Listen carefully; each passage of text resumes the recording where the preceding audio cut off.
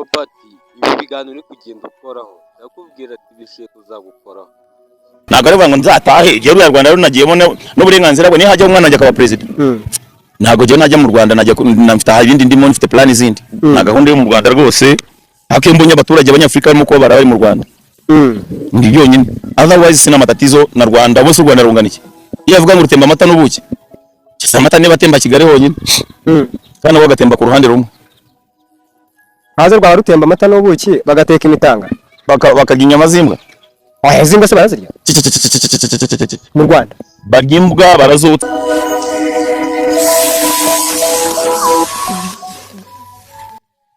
Sebye igihugu cy'u Rwanda uko wishakiye, ariko n'ubundi ni hahandi n'ibizakuraho ko ari cyo wavukiyemo.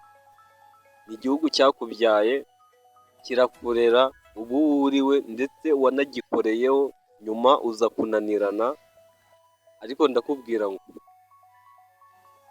uko ingurube yigaragura mu isayo birangira n'ubundi umunezero wayo ari umushyo. Nibyo nkubwiye. Ciao.